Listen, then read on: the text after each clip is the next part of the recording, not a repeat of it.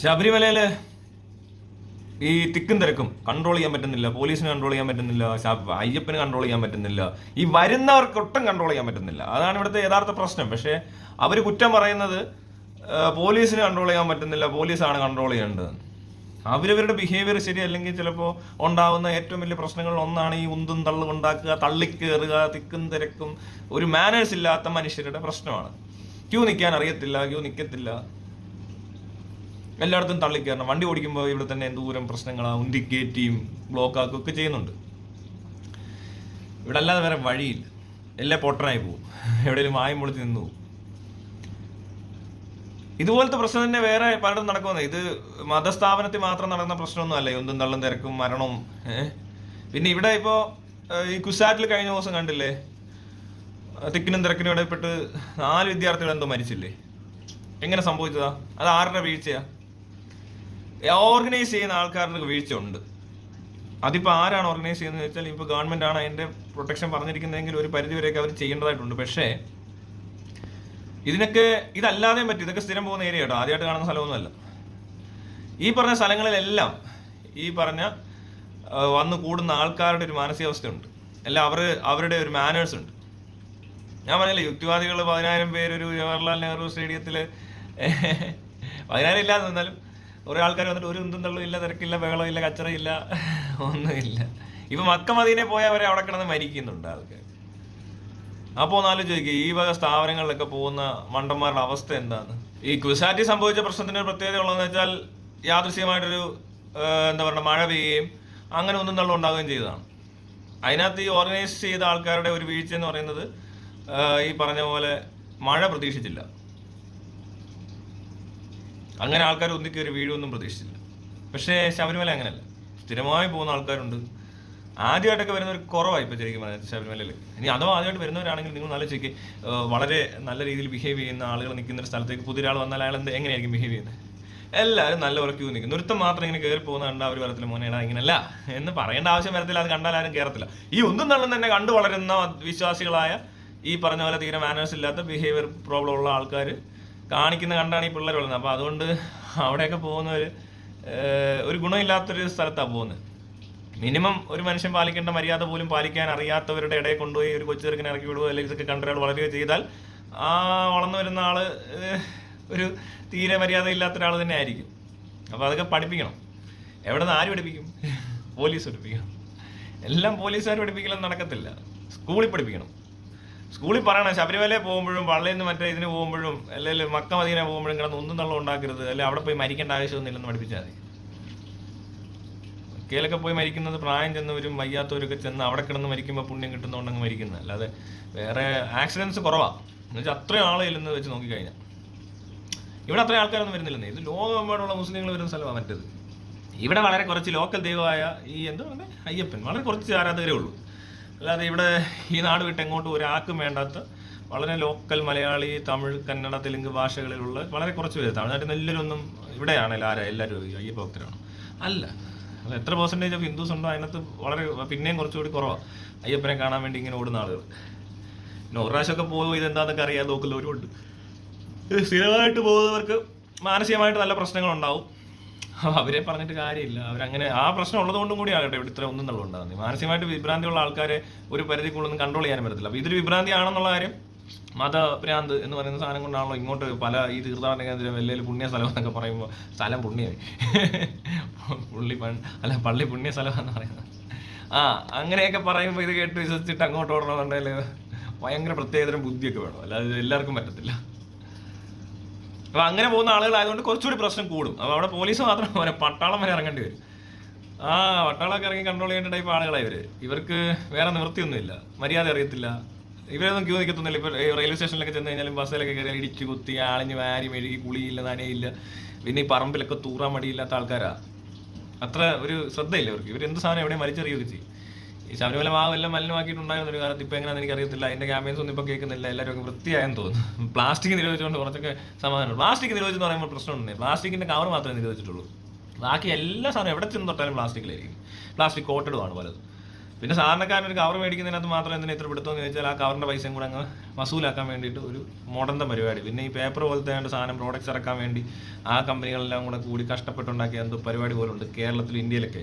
അല്ലാതെ വേറെ പല രാജ്യങ്ങളിലും പ്ലാസ്റ്റിക് കവർ, നമ്മളിപ്പോൾ ഞാൻ പോയിട്ടുള്ള പല സ്ഥലത്തും പ്ലാസ്റ്റിക് കവർ ഒരു പ്രശ്നമേ അല്ല. അതെന്താണെന്നറിയത്തില്ല. ആ പ്ലാസ്റ്റിക് കവർ റീസൈക്കിൾ ചെയ്യാത്രേ. ആ പ്ലാസ്റ്റിക് കവർ നമ്മുടെ നാട്ടിലില്ല, 50 പൈസയല്ലേ ഉള്ളത് നേരത്തെ കവറിന്. ഇപ്പോൾ അതല്ലല്ലോ, വില കൂടിയില്ലേ, കവറിൻ്റെ വില കൂടുതലല്ലേ. അപ്പം അങ്ങനെ ഒന്ന് ഊറ്റാം, പറ്റിക്കാം, പോക്കറ്റിൽ കൈയിടാം എന്നുള്ള രീതിയിലത്തെ ഒരു മുടന്തം പരിപാടിയാണ് ഈ പ്ലാസ്റ്റിക് കവർ മാത്രം. ബാക്കി എന്ത് സാധനവും ബാക്കി തരുന്നത് പ്ലാസ്റ്റിക്കിന് ആവശ്യമില്ലാത്ത കുറേ സാധനങ്ങൾ വരെ ഉണ്ട് ഇവിടെ. ഒരു കാര്യമില്ലാത്ത കുറേ പ്ലാസ്റ്റിക് പ്രോഡക്ട്സ്.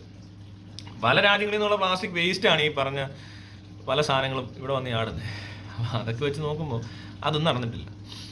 പിന്നെ എന്താണ് ഈ ശബരിമല പോകുന്ന ഭക്തന്മാരുടെ ഒരു പ്രശ്നം എന്ന് പറഞ്ഞാൽ, അവർക്ക് മനസ്സിലായില്ല. തത്വമസി എന്ന് എഴുതി വെച്ചിരിക്കുന്നു. നീ ആരെ അന്വേഷിക്കുന്നത്, അത് നീ തന്നെയാണെന്ന് വെണ്ടയ്ക്ക അക്ഷരത്തിൽ എഴുതി വെച്ചിരിക്കുന്ന ഒരു സ്ഥലത്തോട്ട് ഒരു പ്രാവശ്യത്തിൽ കൂടുതൽ ചെല്ലരുത്. അതറിയാതെ വന്നതാ സാറേ എന്ന് പറഞ്ഞിട്ട് തിരിച്ചു പോരാണ്ട സ്ഥലം. അവിടെ 10 പ്രാവശ്യം പോകുന്നതിന് പെരിയസ്വാമി എന്ന് പേരും കൊടുക്കും. എത്ര പ്രാവശ്യം പോകുന്നതാണെന്ന് എനിക്കറിയത്തില്ല. അവൻ പെരിയ ടീമടാ, എന്തോ കൂടിയ മണ്ടനാന്ന്. അല്ലേ, ശരിയല്ലേ? എന്താണ് ഈ തത്വമസി? നീ പിന്നെയും നിന്നെ ഇങ്ങനെ തേടിക്കഴിഞ്ഞാൽ എങ്ങനെയാണ് ശരിയാവുന്നത്? നിനക്കെന്തോ കുഴപ്പമില്ല. അപ്പൊ ആ കുഴപ്പമുള്ളവന്റെ പേരാണോ ഈ പെരിയസ്വാമി? പെരിയ പ്രശ്നം ഇറക്ക്. അപ്പൊ പിന്നെ ഇവനെ പെരിയ സ്വാമി എന്നൊക്കെ വിളിക്കാൻ വിചാരിച്ചാണ്. അല്ല പിന്നെ എന്താ പറയണ്ടേ? അപ്പൊ അവർക്കിത് മനസ്സിലായിട്ടില്ല. പിന്നെ പോട്ടെ, കുഞ്ഞ് മരിക്കുന്ന സമയത്ത് ഒരു കുട്ടി കുഴഞ്ഞു വീഴുമ്പോൾ നേരെ അയ്യപ്പ നടയിലോട്ട് എടുത്തോണ്ട് കയറി അവിടെ കൊണ്ട് വെച്ച് എന്താണോ പ്രാർത്ഥന അവിടുത്തെ പൂജാരി വിളിച്ചിറക്കി പെട്ടെന്ന് അതങ്ങ് ശരിയാക്കണം. അതിന് പകരം അവിടെ നിന്ന് ആംബുലൻസ് വിളിച്ച് ആശുപത്രി പോലത്തെ ഒരു സ്ഥാപനത്തിലോട്ട് കൊണ്ടുപോയത് വലിയ തെറ്റായി പോയി. കാരണം ഇവർക്കാർക്ക് വിശ്വാസം ഇല്ലെന്ന് അയ്യപ്പനൊന്നും. ഇവർ പറയുന്നതൊക്കെ വെറുതെയാ.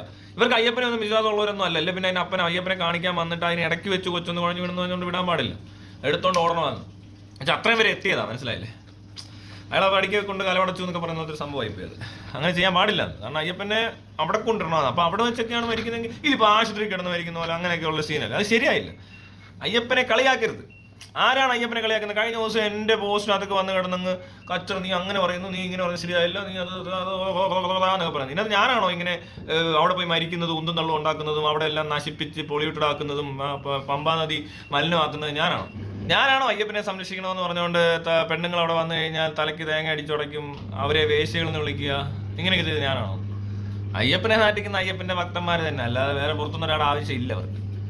ഈ മരിക്കാൻ പോകുന്നവരൊക്കെ ചെന്ന് അവിടെ കിടന്ന് മരിക്കുന്നത്, അല്ലെങ്കിൽ അവിടുത്തെ ഈ എന്താ പറയണ്ടേ മണ്ണിടിച്ചിൽ ഇങ്ങനെയുള്ള സ്ഥലത്തൊക്കെ കയറി നിന്ന് അതിനകത്ത് മരിച്ച നാണക്കേട് ഉണ്ടാക്കുക, ഈ ഒന്നും തള്ളും കാണിക്കുക, എന്നിട്ട് നാട്ടുകാരെ മൊത്തം കുറ്റം പറയും, ഇത് ഞങ്ങളുടെ കുഴപ്പമല്ല. മര്യാദയ്ക്ക് അതൊക്കെ അറേഞ്ച് ചെയ്യേണ്ട പോലെ ചെയ്യണം. അല്ലെങ്കിൽ അവിടെ അറേഞ്ച്മെന്റ്സ് ഒന്നും വേണ്ട. മര്യാദയുള്ള ആൾക്കാർ പോകുന്ന സ്ഥലങ്ങളിൽ വലിയ അറേഞ്ച്മെന്റ്സിന്റെ ആവശ്യം വരത്തില്ല.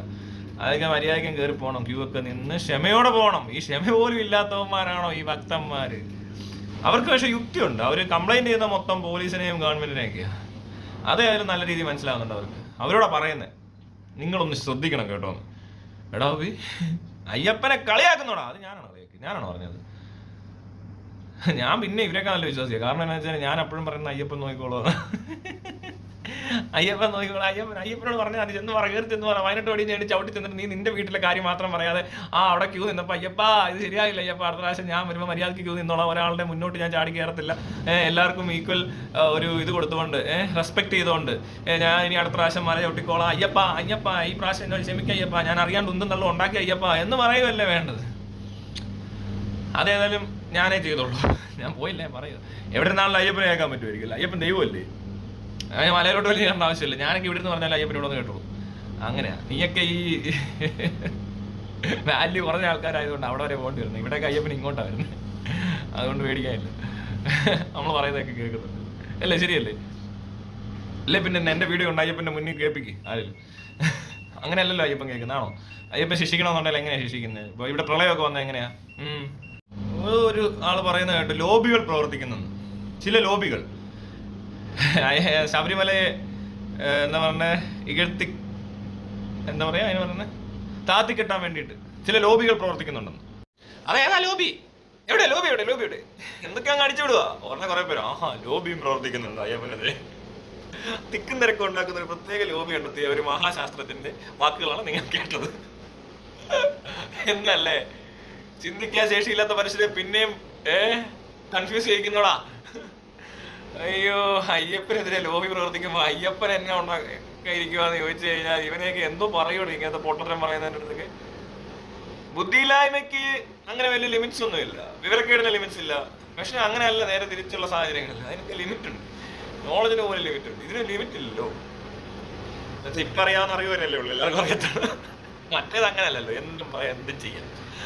അയ്യോ, അതുപോലെ പറഞ്ഞും കേട്ടും ഇവരെല്ലാം കൂടെ പഠിച്ചു ഉണ്ടാക്കിയെടുക്കുന്ന സാധനങ്ങളാണ് നമ്മൾ ഈ കാണുന്നത്. ഏതാ ലോബിയുടെ പ്രശ്നങ്ങൾ, ഉന്തം തള്ളും, മരണം, എല്ലാം ആവശ്യമുണ്ടോ എൻ്റെയൊക്കെ? വെറുതെ വീട്ടിലെങ്ങനെ ഇരുന്നാൽ ഞാൻ എന്നെ പോലെ അയ്യപ്പനെ ഇവിടെ കൊണ്ടുവരാൻ പറ്റും. അയ്യപ്പനൊക്കെ നമ്മുടെ വീട്ടിൽ വരും, അതിനാണ് അങ്ങോട്ട് പോകും. എന്താ ആവശ്യം? അയ്യപ്പൻ എന്നെ പൊട്ടനാ അല്ല, അങ്ങനെ ആയിരിക്കണം ദൈവം ഉണ്ടെങ്കിൽ വേണ്ടത്. എന്നിട്ട് ബാക്കി എല്ലാം നോക്കുമല്ലോ വന്നിരുന്നുണ്ട്. പിന്നെന്താ നമുക്കൊരു ആവശ്യം വരുമ്പോൾ മാത്രം ദൈവത്തിന് അങ്ങോട്ട് വിലക്കേണ്ട കാര്യം എന്തോ?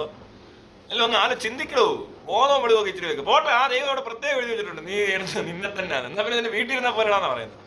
അല്ല, പിന്നെ ഡയറക്റ്റായിട്ട് പറയത്തില്ല, ഇൻഡയറക്റ്റായിട്ട് പറയാ അവരങ്ങനെ.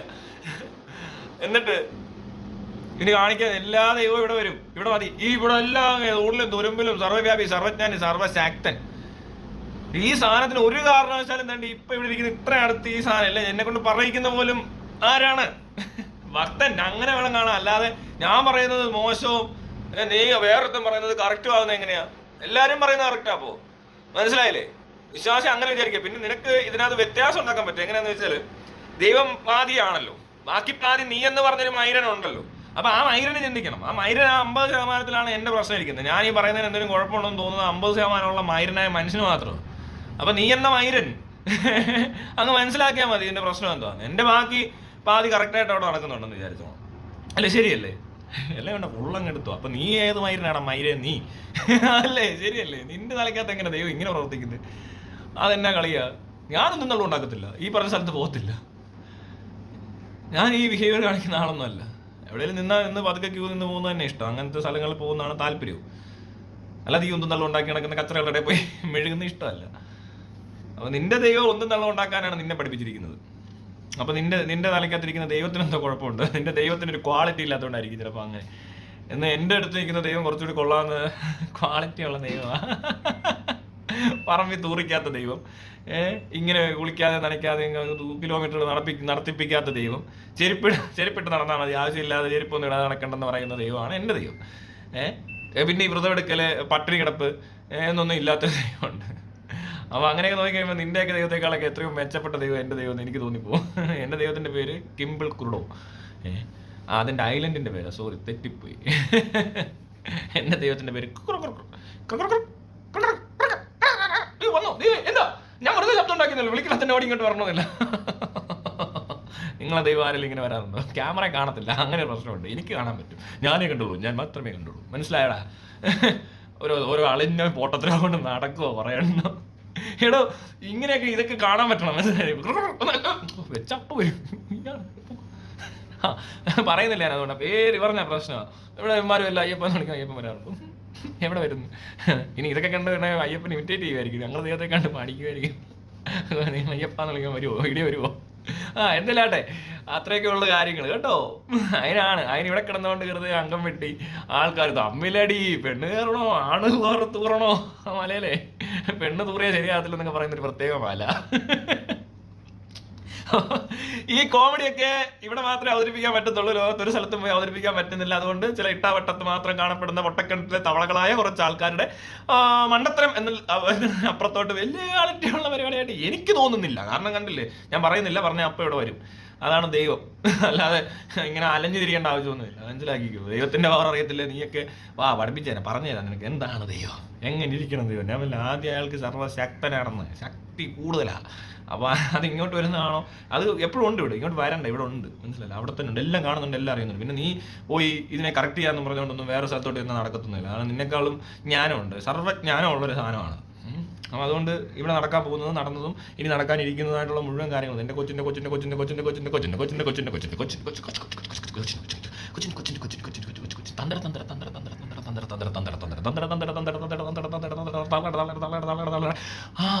ഒരു രോമം പോലും കൃത്യമായിട്ട് ഓർത്തിരിക്കുന്ന ആർട്ടിഫിഷ്യൽ ഇന്റലിജൻസ് അതാണ്. അതുകൊണ്ട് വെറുതെ കിടന്ന സമയം കളയണ്ട. പിന്നെ അവിടെ പോയി ഏതെങ്കിലും ഒരു മലയിൽ കയറി തിക്കും തിരക്കുള്ളൊരു മലയിലോട്ട് ചാടി കയറി അവിടെ കിടന്ന് ചാവണമെന്നും അവിടെ കിടന്ന് അടി ഉണ്ടാക്കണമെന്നും അവിടെ കിടന്ന് കുറ്റം പറയണമെന്നും ആരെങ്കിലുമൊക്കെ എന്തെങ്കിലുമൊക്കെ കാണിക്കണമെന്നും ഈ പറഞ്ഞ തലയ്ക്കകത്ത് ഈ ബോധമില്ലായ്മ ഉണ്ടെന്നും കാണിക്കാനും അറിയിക്കാനും വേണ്ടിയിട്ടൊരു സ്ഥലത്തോട്ട് പോകണമെന്നുണ്ടെങ്കിൽ പോക്കോ.